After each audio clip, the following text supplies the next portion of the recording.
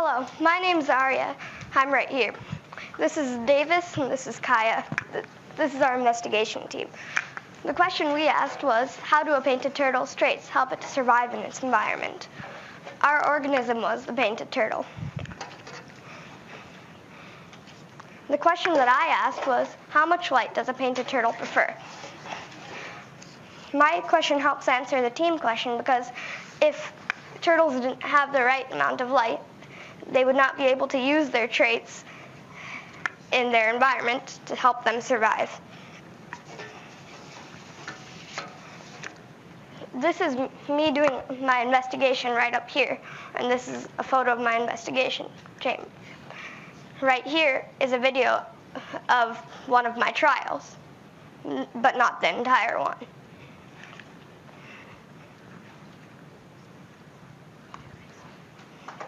This is my data table.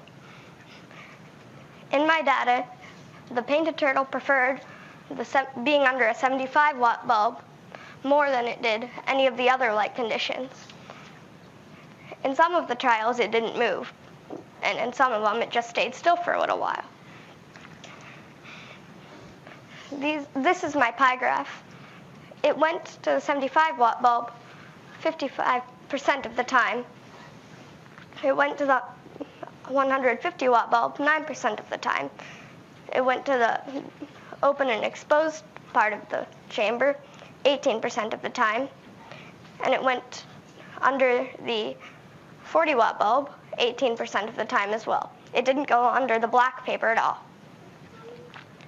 I claim that painted turtles prefer being under a 75-watt bulb, which measures up to 2,970 lux best. Are there any questions about my investigation?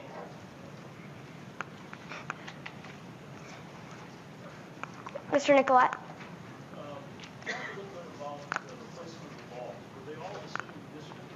Yeah, they were. You there in the back? Do you think that was the light or the heat of the bulb? It was probably the light. The heat didn't make a difference because I put my hand under it and it really didn't have any heat difference that I noticed. Simone? Did you use water in the bottom of the... Yeah, I did. I used water and then there were pebbles under the water. Nate has a question. Oh, Nate. Why is it called a painted turtle? Well, under its shell, it has a design on some of them, and right here you can see on its neck there are streaks and of different colors, and it looks like it's been painted.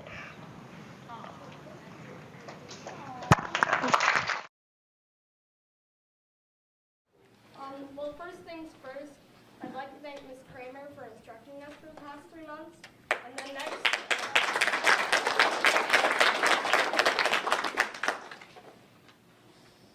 next I'd like to thank Mr. Hooker back there.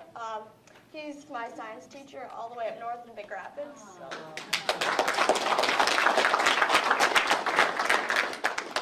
One sec, let me get on the big screen.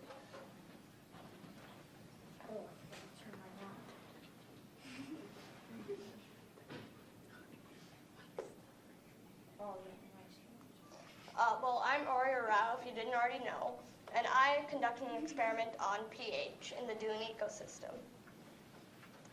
My question was, what is the pH range that plants in a dune ecosystem need to survive and or thrive? Before I did this experiment, I knew that pH is measured in numbers 1 through 14, 1 being dangerously acidic and 14 being dangerously alkaline. I also knew a couple of these other things. After I did the experiment, actually before I did the experiment, and after I looked at some secondary information, I knew that water with excessive alkalinity or salt content can result in a nutrient imbalance and poor plant growth. I predicted that the plants in the dune ecosystem would need a pH range of 6 to 8 to survive and thrive. To do my experiment, I added some drops of acid, base, and neutral solution to my soil samples, of which I tested to see the pH And I did the exact same thing for my plants, the exact same amount of drops. And then I just saw how many leaves, flowers, and the height. So yeah. Here's the plants on the second day after planting them. Here they are on the 7th day, or just the neutral one. And here all of them are on the 9th day. As you can see in my data analysis, my neutral soil pH plants grew the best, but the basic ones did pretty well too. My acidic ones just increased slightly, as you can see here. I claim that plants in a dune ecosystem need a pH range of 6.5 to 7.2 to thrive. When I did my experiment, I saw that the plants in the pH range of 6.5 to 7.2 had greener leaves than the other plants. My reasoning is, or my evidence is true, because I conducted 3 trials, took photos, followed my investigation plan pretty strictly, and conducted a fair test. Next time, I would probably regulate how much water I gave the plants differently, since we used an eyedropper to put in our solution. It really surprised me that the plants thrived in a neutral soil pH as opposed to a basic soil pH. Are there any questions? What was the acid solution that you used? What was the acid that you introduced to make that solution? I think it was hydrochloric acid. I'm not sure. Okay, thanks. Isabel? What do you think you would use besides your eyedropper next time? There are some other scientific instruments out there that really regulate the water down to the milliliter. And so I would probably use something like that next time. Any other questions? Mr. Nicolette? Yeah, what was the pH for your basic soil? Basic, I think it was 7.2, even though that was pretty neutral. I regulated it, so. What do you think would have happened if that pH had been a bit higher? Maybe they would have grown a little less, because neutral soil pH is, neutral pH is what we all take in. We don't take in stuff that's really acidic or really basic, so. Thanks.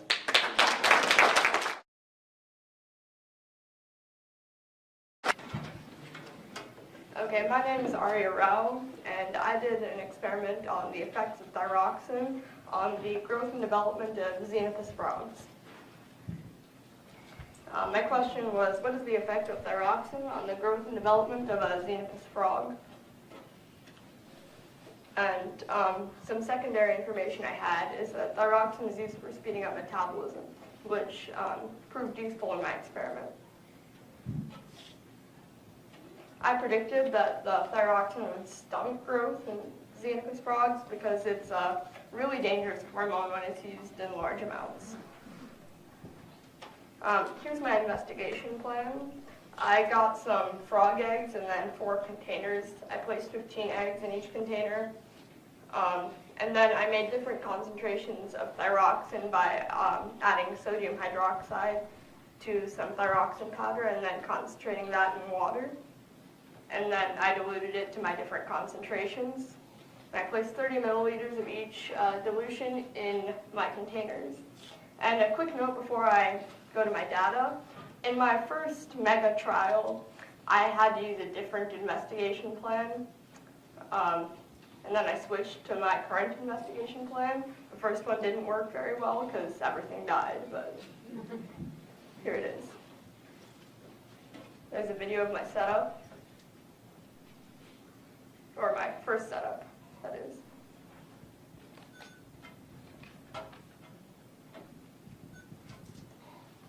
Come on. Okay, yeah.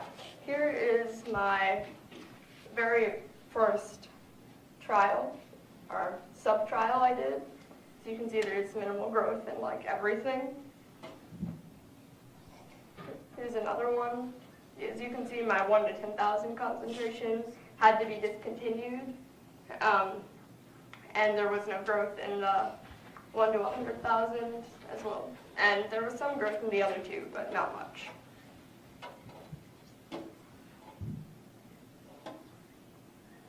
Okay. I have videos down there showing everything, but basically the same thing.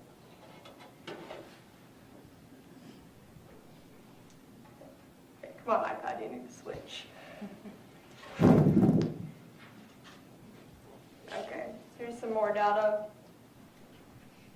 but that'll all be in my data analysis. So, then this iPad would switch the page.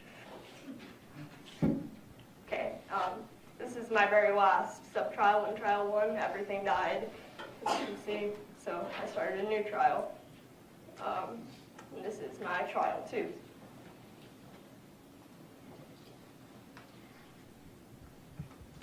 By the second day of my second trial, I had quite a lot of growth.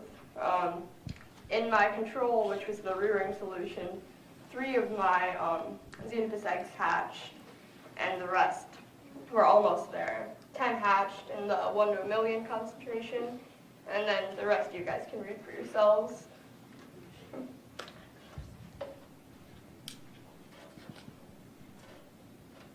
And by the 7th day of my trial, in my lowest concentrations and my rearing solution, every tadpole I placed in there was alive, and little black patches of like skin color were growing.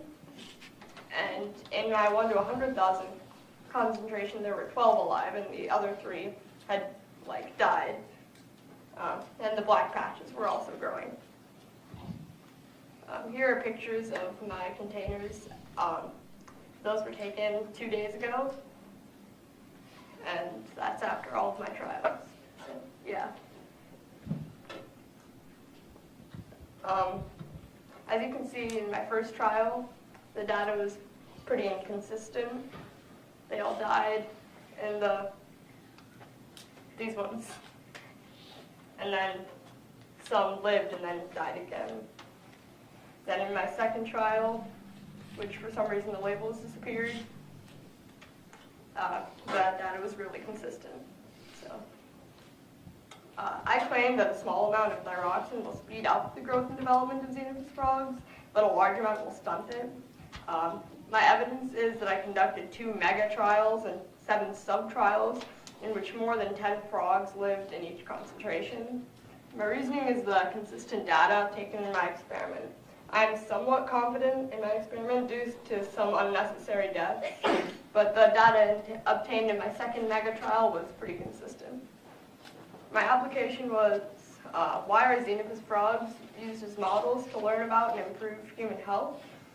And I answered that xenopus frogs are good models because they breed faster than humans and have a similar body structure, allowing more trials to be performed in a shorter amount of time. So, yeah, any questions? What does xenopus mean? It's just a frog name. But, yeah, they're like tiny frogs, about that big. What is thyroxine used in as of today? It's used for speeding up metabolism. It's like a drug, and it's a hormone produced in your thyroid. So, yeah.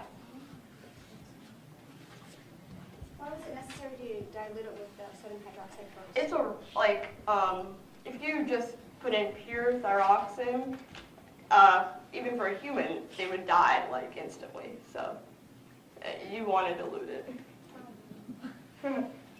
Okay, thanks.